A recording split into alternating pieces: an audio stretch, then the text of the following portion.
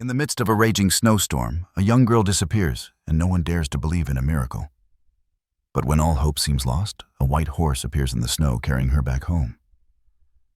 This isn't just a simple miracle, but a connection between souls beyond comprehension, a journey that crosses the boundaries of life and death. Is this story a legend, or just an illusion? Join us as we uncover the miraculous journey Eliza will never forget. Don't forget to subscribe to our channel so you don't miss out on more mysterious, emotional, and unexpected tales from us. The wind screamed over the wide, vacant fields, as if the land itself was still mourning something long buried beneath the snow. The camera slowly descended from the gray, turbulent sky, revealing the Wilson family's old pickup truck winding its way through the icy expanse of Saskatchewan. Snow curled in small cyclones behind its wheels, swirling like memories refusing to settle. Inside the cab, silence. No music, no radio, just the rhythmic scrape of windshield wipers against frost.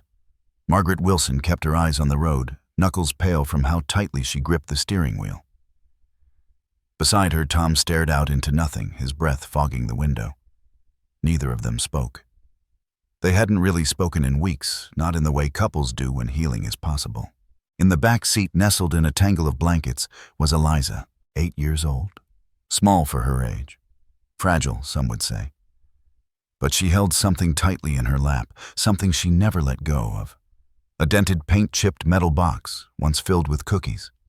Now her sacred container of colored pencils, graphite stubs, and folded papers. She gazed at the snowy horizon with the wide-eyed focus of someone who didn't trust reality unless she could draw it. The car pulled into the overgrown path that led to the farmhouse. A sagging, forgotten structure with broken shutters and a barn that leaned like it had been wounded in war. Tom got out first. He didn't smile, just opened the door for his wife. Margaret stepped onto the crunching snow without hesitation, as if walking into coldness was easier than staying still. Eliza hesitated. She opened her metal box and pulled out a folded sheet. She looked at it with reverence, her small fingers smoothing its creases. The drawing was crude, clearly made by a child, but full of intention. A white horse standing in a blizzard, eyes like dark marbles, its mane swept by invisible wind.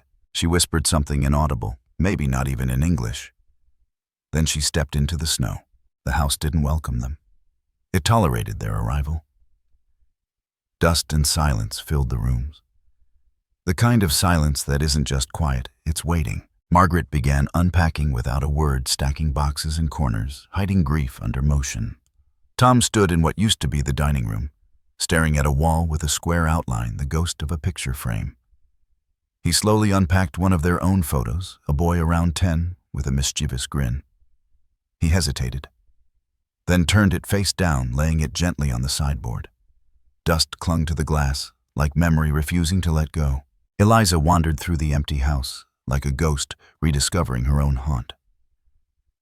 Her footsteps were soundless on the wood floor. She found a window looking out at the barn and sat down. From her tin box, she pulled out her drawing and a pencil. She began to sketch again, not copying the image, but refining it. The horse was no longer just white. Now it had shadows on its flank hooves that sank into snow eyes that looked directly at her. The wind outside howled, but she didn't flinch. Instead, she spoke aloud, still drawing. "Your name is Freya. You live where the snow doesn't stop." In the next room, Margaret paused. She had heard her daughter speak to the air before. But this time it felt different, like something was answering back in the hush between the gusts of wind. Later that night, while Eliza slept on an old mattress wrapped in 3 blankets, her drawing of the horse pinned to the wall above her, Margaret and Tom sat by a small fireplace. A few logs crackled, casting orange shadows on their faces. It should have been comforting. Tom broke the silence. "Do you think it's starting again?" Margaret didn't respond immediately. She knew what he meant. The whispers. The imaginary friends. The dreams Eliza never talked about. "She's just adjusting," she said at last. "It's a new place." Tom stared into the fire. "We said we'd leave it all behind." "We did." Her voice was brittle. "But grief doesn't care about zip codes." They fell silent again. The next morning, Eliza was already outside before breakfast. Her boots crunched over frozen grass as she made her way to the old barn. It loomed like a relic of something sacred and broken. She didn't hesitate. She pushed open the creaking door, letting in a shaft of pale light that scattered motes of dust in all directions. Inside, the air was sharp with age, and the scent of hay long gone. The beams groaned above her, like they remembered the weight of animals of purpose. Eliza stepped forward, holding her drawing in front of her like a talisman. She found an empty stall, its wood scarred by time and clawed by absence. On the wall, she tacked her horse picture. She stood there, waiting. A minute, 2. Then she whispered, "This is where you live now." And as she turned to leave, her eyes lingered on something, a single hoofprint in the dust. Faint. Too large to be a dog's, too symmetrical to be random, She didn't say a word, just smiled a little. That evening, as snow began to fall again, Eliza sat at the window with a cup of warm milk. Outside, wind bent the trees like they were bowing. Margaret passed behind her with a folded blanket, about to speak, but stopped when she saw her daughter's gaze locked, intense, as if watching something no one else could see. "What are you looking at?" she finally asked. Eliza didn't look away. "Freya's close." Margaret blinked. "Your horse?" Eliza nodded. "She doesn't like loud places, but she likes snow." Margaret forced a smile. But there was a flicker in her eyes, that quiet dread of a mother who's seen darkness wear the mask of innocence before. That night, long after Eliza fell asleep, Tom opened one of the sealed boxes marked Luke's room. He didn't tell Margaret, just opened it in the dark. Inside were drawings, dragons, warriors, and in the middle of them, all a rough sketch of a horse, a white one, standing in snow. He closed the box. Didn't sleep that night. The wind continued its endless cry across the frozen world, and in the morning fresh snow erased all tracks except for one set of hoofprints leading from the barn to the window where Eliza had sat. The first time Eliza mentioned Freya, it was barely a whisper. She was sitting on the back steps of the farmhouse, snowflakes catching on her dark lashes as she clutched her metal box close. Margaret had just called her in for dinner, but Eliza didn't move. Her voice, thin and small, trailed into the wind. "She's watching from the trees. Freya doesn't like noise." Margaret froze at the door. She said nothing, just turned and went back inside. That night, she brought it up to Tom over dishes. She started again, like before. Tom didn't look up. Kids talk to things. She gave it a name, Freya. Now he looked up. A girl naming a horse isn't a reason to panic. It's not the name, it's the way she said it. That night, Eliza didn't sleep. She lay under her quilt, eyes wide open, staring at the moonlight crawling across the ceiling like slow-moving ghosts. She held her drawing of Freya to her chest. Her lips moved silently, as if in conversation with something no one else could hear. In the morning, she drew again. This time, Freya was rearing, caught in a flurry of snow, her mane like waves. Eliza used only whites and grays, layers upon layers of motion captured in stillness. There was no background, just snow emptiness and Freya. Margaret found her at the kitchen table, scribbling furiously with a kind of desperation. "Eliza," she said gently, "Sweetheart, it's early." Eliza didn't answer. She kept drawing. Margaret tried again. "Honey, we talked about." "She's not just a drawing," Eliza interrupted. Eyes still on the paper. "Freya lives here. I heard her last night." Margaret knelt beside her. "You heard something in the wind? The wind makes noise, baby." "She talked to me." Margaret froze. Eliza, her voice cracked. This again. "She's not like Luke," Eliza said without blinking. It hit Margaret like a slap. "Don't," she whispered. "Don't bring your brother into this." Eliza lowered her pencil slowly. "He used to talk to things too." Margaret stood up, her face pale. "Go wash your hands for breakfast." Tom found her later standing alone by the back door, staring at Eliza's drawing pinned to the wall. "It's just a phase," he offered. Margaret's voice was hollow. "That's what I said last time." Tom stepped closer. "We agreed no doctors. Not yet. She needs help. She needs space. She's seeing things. She's grieving." Their words fell like heavy stones into silence. The next afternoon, Eliza wandered to the fence at the edge of the property. She stood there for nearly an hour, watching the trees. She didn't move, didn't speak, just stared. From a distance, a woman watched her. Mrs. Nuna was older than Winter. Wrinkles folded like snowdrifts around her eyes, and her silver hair was always braided into a crown. The Wilsons had met her only once since moving in briefly at the general store, but Eliza remembered her. That day, Nuna approached quietly, her fur-lined coat dragging over the snow. She stopped beside Eliza without asking for permission. "She's in the pines," Eliza said without turning her head. "You see her, I hear her." Nuna nodded. "Not many can. But you do." Eliza looked up. "Everyone thinks I'm making her up. Because they've forgotten how to listen." "Freya doesn't forget." Nuna smiled. "No, spirits like her don't." Eliza studied the woman's face. "You believe me? I believe in many things." The next evening, Eliza returned to the kitchen with a drawing in hand. Freya in profile, head bowed, a faint aura of light traced around her. She handed it to her parents. Margaret stared at it, her mouth a hard line. "Where did you learn to draw like this?" Tom asked. "She shows me." Margaret's hand trembled slightly. "That's enough." "But," I said, "enough, Eliza." Later that night, Tom sat beside Margaret on the sofa. "You can't keep shutting her down. She's losing touch with reality. Or maybe she's just creating a version of it she can survive in. She's not okay. Neither are we." They didn't say Luke's name. They never said Luke's name. The next morning, Eliza wasn't in her bed. Panic hit Margaret like a wave, but they found her sitting with Mrs. Nuna on a blanket in the snow. "She's safe," Nuna said calmly. "She just needed someone to sit with." "You can't just—" Margaret started, but Nuna cut her off. "She's not sick, she's sensitive." "To what ghost horses? To echoes," Tom intervened.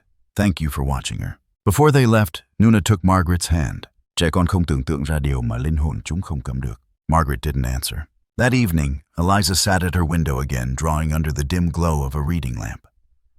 Her sketches had changed now. Freya had eyes that seemed to move on the page. Her mane shimmered with pencil strokes. Snowflakes spiraled around her in delicate, measured chaos. Tom peeked into her room and watched her work. "Can I sit?" Eliza nodded without pausing her sketching. He looked at the drawings on her wall, dozens of them now. Freya in different poses, in different types of snow. Some showed her running, some standing. One looked like she was flying. "Where did she come from?" Tom asked. Eliza didn't answer right away. "She comes when it's quiet. She says people used to hear her all the time, before the world got loud." Tom nodded slowly. "She tell you anything else?" Eliza looked up at him for the first time that day. "She says I'm not alone." Something in Tom's chest cracked, then something he hadn't realized he was holding. He reached out, touched a strand of Eliza's hair. "You're not." Margaret didn't come to Eliza's room that night. She sat by herself in the kitchen, holding one of Luke's drawings, a messy scribble of a horse. She had dismissed it as childish once. Now she wasn't so sure. Outside, the snow fell thicker. In her dreams, Eliza saw Freya galloping across endless white.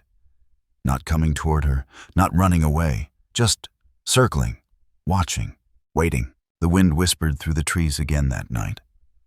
And this time, when Margaret lay awake in bed, she thought just for a moment she heard it too. A single soft whinny far in the distance. It began with a sound that didn't belong to anything modern or explainable. It wasn't the groan of wood under snow or the far-off yelp of coyotes. It was sharper, older, carved from another time. Tom Wilson sat upright in bed, heart thudding. The wind outside had stilled. That was what made the noise stand out so fiercely, like it was meant to be heard. It pierced the night like a wire through flesh. A whinny, clear, distant, echoing through the trees. He held his breath, listening again. Nothing. Then thud, thud, thud, faint but rhythmic, hoofbeats on snow. He got up without waking Margaret and stepped out onto the porch. Cold bit instantly into his skin, but he ignored it. The moon was low, full casting ghostlight over everything. The barn stood in its usual posture, abandoned, sagging, quiet. But the snow in front of it, he narrowed his eyes, disturbed. The next morning, Tom was already outside when Eliza woke. She ran out barefoot, clutching her jacket around her, and stopped short when she saw her father kneeling in front of the barn. "What is it?" she asked. He didn't answer. She came closer, and then she saw them. Hoofprints, fresh, deep, spaced apart like a gallop, had slowed to a trot just before the barn. There were at least a dozen weaving in and out of the brush before stopping right in front of the old stall. Eliza knelt beside him, her breath fogging in the air. "It's her," she said softly. Tom didn't respond, didn't argue, just stared at the prints. The logical part of his brain scrambled, escaped horse from another farm. But the distance, the storm, the direction. None of it made sense. And the shape too round, too clean, too deliberate. When Margaret came out later, Tom was already walking back to the house. Eliza was standing alone by the prints, smiling. At breakfast, Margaret listened in silence as Tom relayed what he'd seen. She didn't speak for a while, just stirred her coffee until the spoon clinked against the cup. Then she said, "It could have been a deer." Tom shook his head. "No split hooves, no drag marks. A moose." Eliza said, "It's Freya." Margaret's hand stiffened. "Tom, I'm just saying what she said." They both looked at Eliza, who sat at the end of the table calmly buttering a slice of toast. That afternoon, Eliza went out alone. She moved quietly the way she always did, like she didn't want to disturb the land she walked on. She carried with her a single item, a red apple, one of the last they had from the orchard box. She made her way to the fence line, where the barn loomed over the snowy field. She set the apple on the top of a fence post. Then she took 2 steps back. "I know you're real," she whispered, "and I know you're watching." No response. "But if you're cold, or hungry, or just lonely, it's okay. You can have this." She turned around and walked back toward the house. From the attic window, Margaret watched her. Later that night, a storm began to roll in. Snow fell softly, then quickly turned into a flurry. The wind whispered against the house, slipping through the cracks like secrets. Tom couldn't sleep again. He sat in the living room, flipping through a book he wasn't reading, listening to the creaks of the old house. His eyes wandered toward the photo still turned face down on the mantel. He didn't touch it. When morning came, the world was muted in fresh snow. Eliza woke early. She dressed quietly, her breath forming soft clouds as she slipped on her coat. Outside, the fields gleamed silver blue. She ran to the fence line. The apple was gone. No bite marks. No pulp on the ground. Just the faintest indentation in the snow below the post, like something heavy had stood there. Waited. Left. And next to it, hoofprints, again. But these were deeper, more defined. Like whoever left them had stood there longer. Like they'd been looking at the house. She touched one of the prints with her mitten. It was cold, not just from the snow, cold in a different way. Like it had kept the night inside of it. That evening, she drew again. This time, Freya's hooves glowed faintly. Her mane curled with snow. And behind her, just barely visible, the outline of a gate half open. Margaret entered the room. She stopped when she saw the new drawing. "Eliza," she said softly, "why does your horse always look like she's leaving?" Eliza looked up. "Because she doesn't want to stay where she's not welcome." Margaret swallowed. "Is she dangerous?" Eliza shook her head. "No, she's just sad." That word lingered. Sad. Not haunted, not wild, not imaginary. Just sad. Like something that once belonged here and didn't anymore. The next night, Tom had a dream. In it, he stood in the snow barefoot. The wind screamed, but he felt no cold. Ahead of him stood a white horse, massive and still, eyes dark and endless. She didn't speak. She didn't move. But her gaze felt like a hand on his shoulder. He reached out. Then he woke up. The next morning, he went outside and found more hoofprints. This time, they looped around the barn twice, then stopped by the porch, right where Eliza had stood the day before. He didn't tell Margaret, but that evening, when Eliza asked if she could leave another apple, he helped her pick the reddest one. Margaret saw them from the kitchen window, father and daughter, walking side by side into the snow, holding a single apple between them. That night, the prints were everywhere, circling the barn, running down the fence line, crossing the front yard. Eliza counted them like stars. Dozens. Each morning they melted with the rising sun. Each night they returned, like clockwork, like ritual. One morning, Margaret opened the front door and stepped out before anyone else. She stood for a long time, staring at the fresh tracks in the snow. Not just hoofprints now, paths, made by deliberate steps, looping and leading in patterns she couldn't decipher. Spirals, arcs, half circles. She followed them all the way to the barn. There on the door was something new. A long scratch, not from a nail or a branch, from a hoof, a single mark, deep, intentional. She backed away, heart pounding. Later that day, she went to see Mrs. Nuna. The old woman made her tea, poured it, without a word. "She's here," Margaret said. Nuna nodded. "She's leaving signs," has been, the old woman replied. "What does she want?" Nuna stirred her tea, to be remembered. Margaret's voice cracked. Is it a ghost? She's more than memory, less than flesh. Grief has its own shape. Sometimes it gallops. Margaret closed her eyes. I'm scared. Because you think it means losing her again. Margaret looked up sharply. Who? Your son. Tears welled unbidden. We don't talk about him.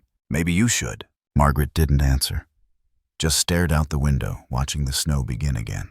That night, the house creaked with the weight of silence. And somewhere beyond the trees, a soft, solitary whinny drifted into the dark.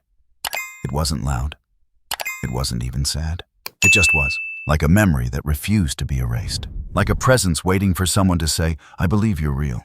A storm wasn't supposed to come. Not that day. Not that soon. The forecast had mentioned flurries light passing. Nothing ominous. But nature didn't care for forecasts in Saskatchewan. It arrived without permission. Sudden, ruthless. It started with the wind. A low howl that wrapped itself around the house like a warning. The trees bent, groaned their bare limbs clawing at the sky. Eliza had gone out back to feed the birds. She said she wanted to draw them better, said that watching them closely made her understand how they fit into the snow. Margaret had handed her a scarf, kissed her forehead absently, and said, Don't stay out long. The scarf lay forgotten on the kitchen counter. By the time Tom noticed the first gust rattling the windows, the sky had turned the color of wet ash. Eliza, he shouted, stepping out onto the porch. Nothing. Eliza louder this time, voice sharp with urgency. Still nothing. He grabbed his coat and bolted into the backyard. The wind hit him like a slap. Snow already slashed sideways, wild and disoriented. He couldn't see more than a few feet ahead. Eliza, no response. He checked the bird feeders. Empty. The tree swing. Empty. The field. White. Swallowing everything. By now, Margaret had joined him. Her hair whipped around her face as she tried to peer through the wall of white. She was just here, she cried. I just saw her. Tom grabbed her arm. Get help. Call someone. Anyone. He ran toward the barn eyes, scanning every inch, every shadow. Snow clung to his eyelashes. His boots sank deeper with each step. The barn door groaned open. Eliza. Darkness. Silence. He turned around, breath ragged. She's not here, he muttered to himself. She's not. Then faint, very faint. A sound. A voice. A whisper. Freya. He stilled. The wind paused just for a second, and in that second he heard it again. Eliza, he screamed. Where are you? But the snow swallowed his words whole. Back at the house, Margaret was already on the phone. Her hands trembled so violently she could barely dial. The operator's voice was calm, rehearsed, but Margaret barely heard it. She described her daughter, the backyard, the snow. They're on their way, the voice said. The line went dead. Soon the search began. Neighbors came first, then townspeople, then search and rescue. Flashlights carved through the storm like knives. Dogs barked, radios crackled, but no Eliza. No footprints, no voice. Nothing, only snow and wind, and time slipping away.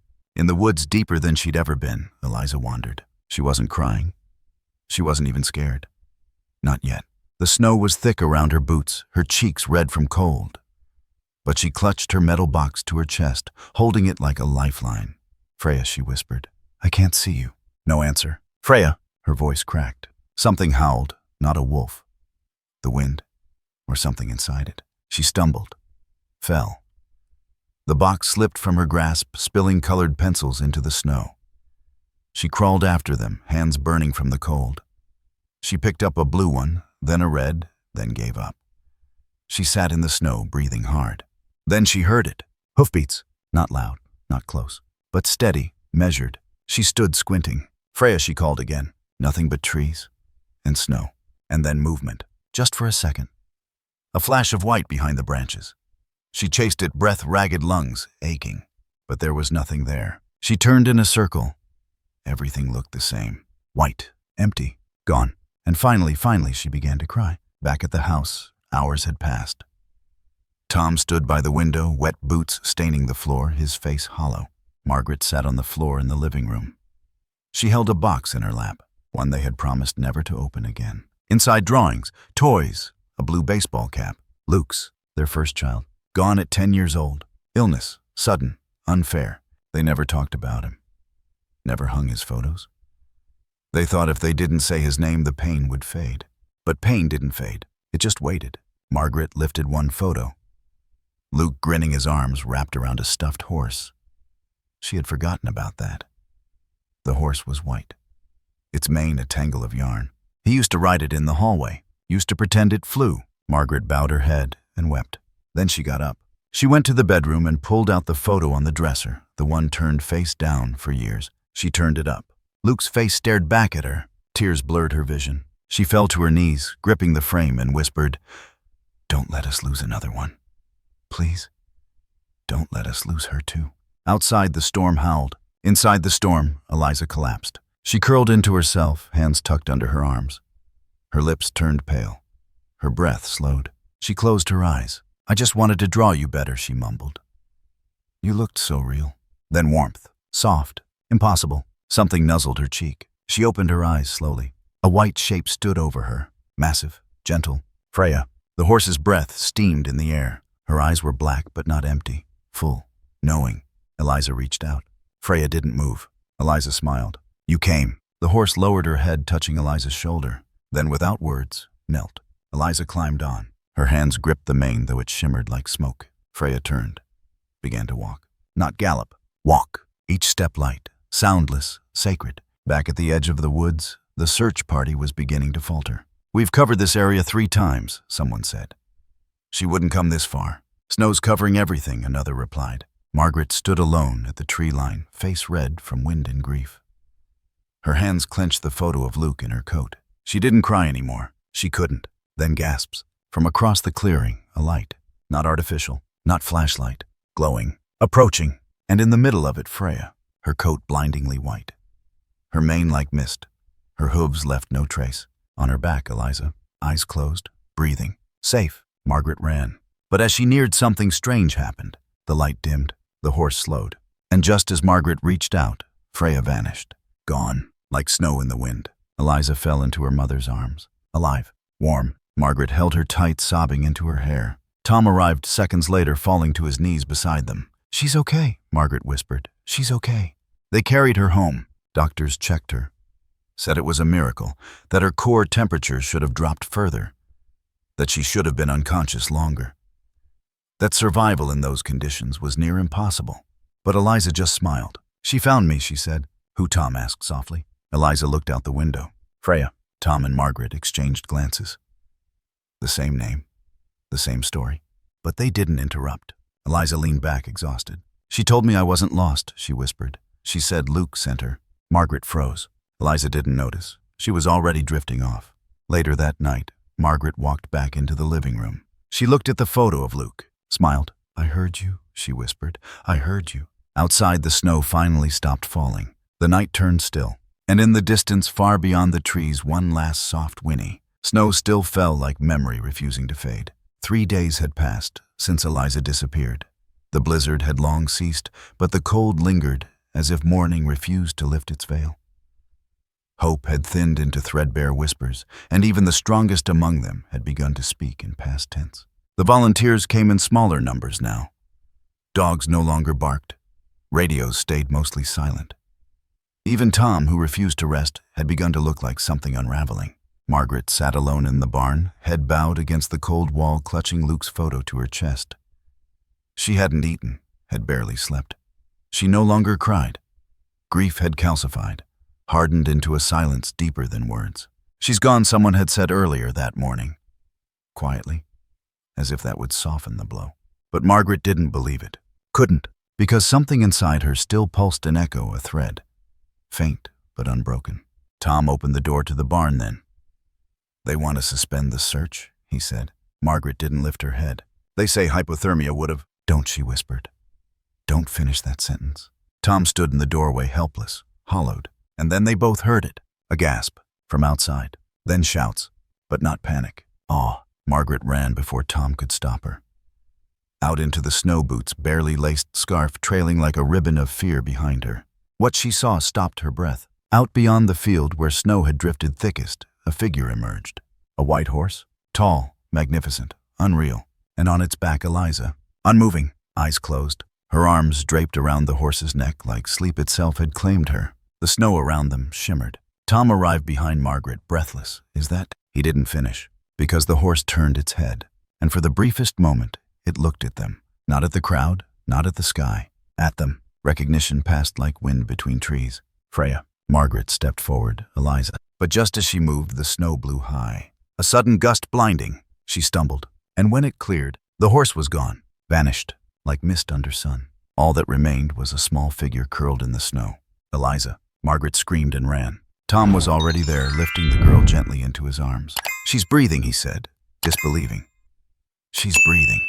Eliza stirred. Her eyes fluttered open. She smiled faintly. "Freya brought me home," she whispered, then drifted back into sleep. They carried her inside the crowd, parting like scripture. No one spoke. No one needed to. The silence was sacred now. Inside, Eliza slept soundly, her body warm despite the cold she'd endured. Doctors came, ran tests, asked questions, all of them left scratching their heads. "There's no frostbite," one said. "Her core temperature, normal. Maybe the snow insulated her," another offered. But Tom and Margaret didn't argue, didn't explain. They knew better. That night, Eliza woke briefly. Margaret sat beside her, holding her hand. "Do you remember?" she asked. Eliza nodded. "She came for me." "Freya." Eliza's smile widened. "She said I wasn't alone. That Luke sent her." Margaret blinked. "What?" But Eliza had already fallen back asleep. The next morning, they found something on the porch, a single white strand of horsehair. Not coarse like from any real horse. Soft, silken, almost luminous. Margaret held it gently. Her hands didn't tremble. 2 days later, they buried Luke's photo, not out of denial, but as an offering. They wrapped it in a drawing Eliza had made of Freya standing between 2 children, a boy and a girl, both smiling. The ground was hard, but the snow softened just enough to accept it. "Thank you," Margaret whispered. A week later, a knock came at the door. It was Nuna's grandson. He didn't say his name, just looked at them with solemn eyes. "I need to show you something," he said. They followed him past the tree line into the woods Eliza had vanished into. After half an hour of walking, he stopped in a small clearing. There among the snowdrifts and ancient pines was a ring of stones, cracked, weathered, covered in moss. "Animals used to come here," the boy said, "a long time ago, before the land changed." "What is this place?" Tom asked. The boy pointed to the center of the ring. Snow was untouched there, pristine, perfect. Linh hồn loài vật từng trú ẩn khi tuyết chưa rơi hết sạch. Margaret knelt slowly. "Is this where she came from?" The boy nodded. "She didn't take your daughter. She returned her." Tom looked around. "Why us?" The boy met his eyes. "Because you listened. And because you forgot how." Margaret whispered, "Will we see her again?" The boy smiled faintly. "She's not gone, just waiting." Then he turned and walked away. Margaret and Tom stood there in the quiet. No wind, no footprints, just peace. That night, Eliza drew again. Freya. Always Freya. But this time the horse was facing forward, head held high, and behind her wings, soft, snow-colored, not large, not angelic. Just there, as if the horse had always had them, as if they had always been invisible until now. Eliza woke to the sound of birdsong and the smell of winter sunlight drifting through the window. Subtle, clean, and faintly floral like snow melting over old wood. Her eyelids fluttered, and when they opened, she didn't look confused or scared. She looked peaceful. Her voice was barely audible, but the words hung in the room like magic that didn't want to disappear. Freya said, "I'm strong enough to stay now." Margaret froze in the doorway. Tom sat up straighter beside the bed. "What did she say?" he asked gently. Eliza turned her head toward him. "She told me I didn't have to be afraid anymore. That it was okay now." Margaret slowly entered the room, her hands trembling but her eyes dry. "Okay to do what, sweetie?" "To be myself," Eliza whispered. "To live here, in this world." There was something new in her voice, not a child's whimsy or dream state softness. It was grounded, present, changed. The shift began that afternoon. Eliza asked to go outside, not to look for hoofprints, not to talk to Freya. She wanted to help. She walked to the neighbor's farm with Margaret and offered to feed the goats. She petted a wounded dog that had been afraid of people for weeks. She didn't flinch when the wind howled through the barn rafters. "She's not the same," Tom murmured. "No," Margaret said. "But maybe she's becoming who she was always meant to be." In town, people whispered, "The miracle girl, the child who survived 3 days in the storm." But when they tried to question her, Eliza simply smiled. "It's not a story I can explain. It's a feeling." She spent more time with the animals now, especially the ones no one wanted. The sick ones. The broken ones. There was a chicken with a crooked leg and a half-plucked body. The farmer said she was useless. Eliza named her little Freya. She's still strong, she told the man. Just not the way you want her to be. He didn't argue. Margaret found herself watching her daughter more closely now, not for signs of worry, but for signs of growth. And there it was in the way Eliza touched the fur of an old cat, or how she sat in silence with a dying goat. Not every healing made noise. Some arrived as stillness. At home, the drawings returned, but they were different now. Freya was still there, but no longer distant or spectral. Now she stood beside Eliza in the images, or behind her, or curled around her like a guardian. And on the newest page, Freya had wings. Not large angelic things, but subtle shapes at her shoulders made of light and suggestion. As if the wings weren't drawn, but remembered. Margaret held the drawing in her hands for a long time. Her fingers brushed the pencil strokes like braille. She's trying to tell us something, she whispered. Tom looked over her shoulder. She already did. One evening, just before dusk, Eliza walked alone to the old barn, the one where the hoofprints had first appeared, where Freya had left no trace. She paused before entering. The door creaked open slowly, protesting like it hadn't been touched in years. Inside it was dark, quiet. Dust hung in the air like memory. Eliza stepped forward and reached out her hand. The old stall was still there, half collapsed, rotted in places. But her hand landed gently on the same post she had once pinned her very first drawing to. And then light. Through the cracks in the boards, the setting sun pushed through. A beam. It found her hand. Lit it up. The air seemed to shimmer just for a second. And then the snow outside the barn began to melt, not all of it. Just a small patch beneath the door. Enough to expose the bare earth beneath. Enough to say something had passed through here. Eliza stood there in silence. The light warmed her fingertips, and she whispered, "Thank you." Behind her, Margaret had arrived. She didn't call out, just watched from a distance. The sunlight caught Eliza's shoulders, casting long shadows behind her. And there, just for an instant, the silhouette of wings appeared on the barn wall. Later that night, the three of them sat around the table, eating quietly. There was no need for big words anymore. Tom poured Eliza a glass of water. Margaret tucked a loose hair behind her daughter's ear. And Eliza, with a mouthful of bread, looked up and asked, "Can we fix the barn?" Margaret blinked. "Fix it? Make it real again, like it used to be." "Why?" Eliza smiled. "So other animals have a place, like Freya gave me." Tom looked at Margaret, and they both nodded. The next week, they began repairs. Neighbors helped. Wood was donated. Paint was chosen. Eliza insisted on white, not because of Freya, she said, but because white was the color snow turned just before spring. New life, new beginnings. While the barn was being rebuilt, Eliza returned to the place in the woods with Nuna's grandson. The circle of stones was still there. This time she brought a bundle of hay and a single drawing. She set them gently in the center. "She used to be here," she said. The boy nodded. "She might still be." Eliza smiled. "That's what I'm hoping." They walked back in silence. Spring was late that year, but when it came fast. Grass pushed through melting ice. The sky stayed light longer. And one day, out in the field, a new foal was born on a nearby farm, a rare one, all white. The farmer didn't know how. The mare hadn't been pregnant, not recently, not that he'd noticed. They named the foal Freya's Echo. Eliza visited her every week. Sometimes she didn't even speak. Just stood there, letting the silence fill the space between past and present. On the anniversary of her return, Margaret found her in the attic, digging through old boxes. "What are you looking for?" she asked. Eliza held up the original drawing of Freya, creased, faded. "This," she said. "It started here." She pinned it on the wall again. Then beside it, she taped the new drawing, Freya with wings. And finally a third, Freya walking away, but looking back as if to say, "You're ready now." Margaret watched her daughter with pride and something like awe. "You're not afraid anymore," she said. "No," Eliza replied. "Because I'm not alone." Margaret knelt and hugged her, held her tight. "You never were," she whispered. Outside, the rebuilt barn gleamed in the light, and high above, the last traces of snow drifted into the wind, soft, quiet, and free. Years passed, but the memory of snow never left her bones. Eliza grew, not just taller, not just older. She grew into her voice, her silence, and her strange, unbreakable way of seeing the world. Some children learned to fit in. Others were never meant to. She was never meant to. School wasn't easy. Rumors followed her like a second shadow. "That's the girl who went missing. She talks to ghosts. She draws flying horses. The whispers didn't wound her, not in the way they hoped. She heard them all, catalogued each syllable, then kept walking, not out of defiance, out of grace. She studied harder, listened deeper, always toward animals.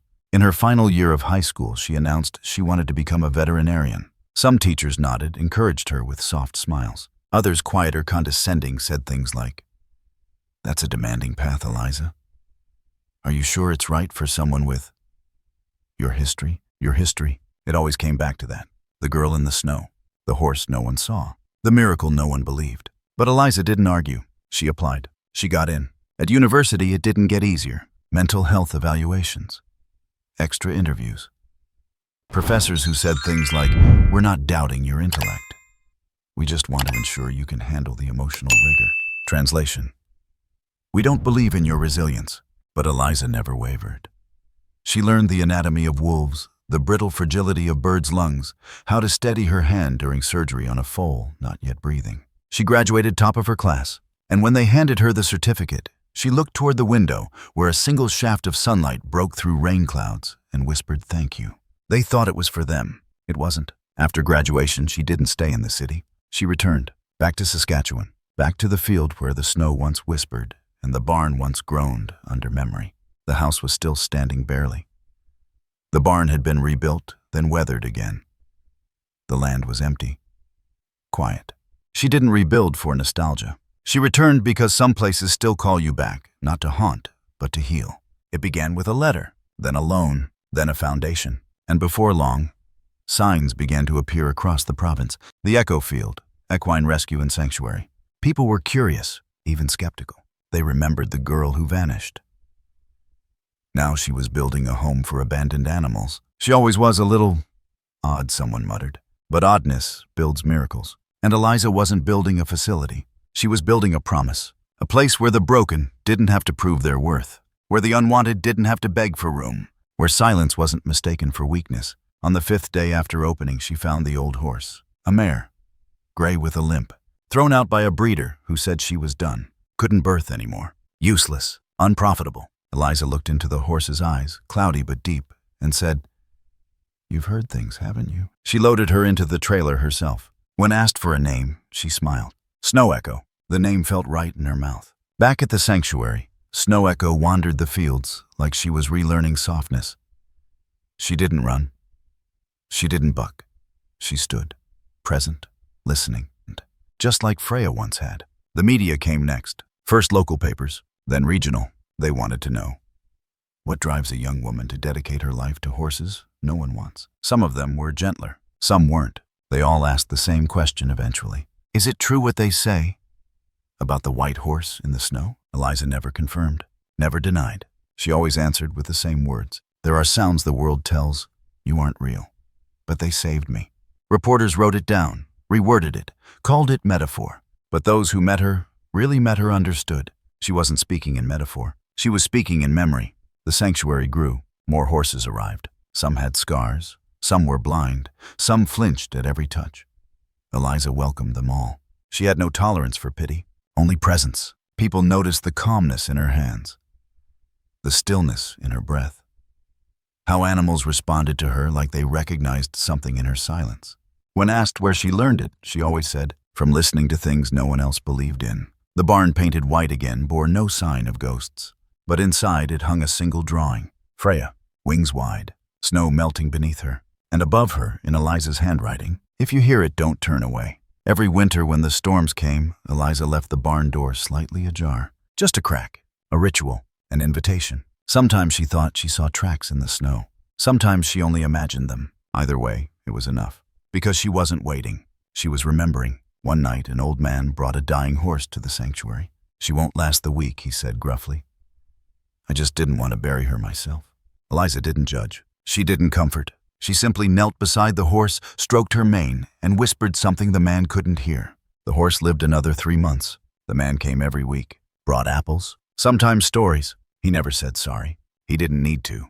Healing isn't always confession. Sometimes it's repetition. Sometimes it's simply showing up. And sometimes healing comes from something you can't explain. Years later, when Eliza was asked to give a speech at a regional veterinary conference, she stood at the podium.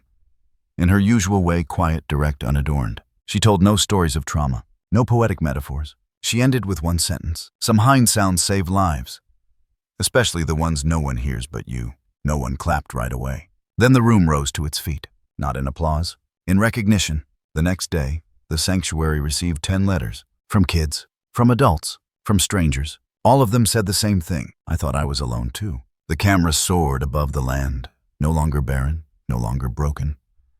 Where snow once swallowed hope fences, now outlined quiet purpose. The field once feared had been transformed. Paths wove through the white, not carved by machines, but by memory. Each curve shaped by old hoofprints that once appeared and vanished like secrets in the night. They had become trails now, worn gently by small boots and steady hooves. Children moved through the snow leading ponies on soft ropes. Their laughter didn't shatter the silence. It danced with it. A boy reached down to scoop snow into his mitten, then pointed toward the sky. "Look," he shouted, "I see her." The others turned. There was nothing there, of course, nothing visible, but they smiled anyway. On a small bench by the fence, a little girl sat with a notebook in her lap. Her crayons scattered like wildflowers around her.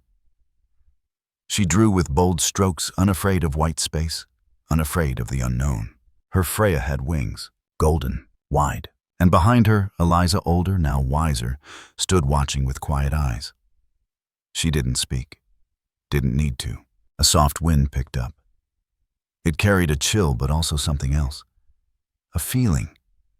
That same hush of presence she once felt in a blizzard. But now it came not from absence, but from return. The drone panned wider, revealing the full expanse of the land. The barn gleaming white against the snow. The sanctuary. The stones in the trees, the trails, the children, the horses. And finally, a single mark, one last hoofprint in the center of the field. Still, clear, unmoving. Until slowly, as the sun began to rise, it began to blur. The snow softened, the light brightened, and the print faded, as if it had been waiting for one last sunrise. Then, voiceover. When you're lost in the snow, not everyone finds their way back. But if you listen, really listen, sometimes a single whinny is all it takes to lead you home. Ooh, the screen faded to white. Not empty, but full of light, of memory, of something sacred, soft and strong, like the echo of hooves that still linger long after the snow is gone.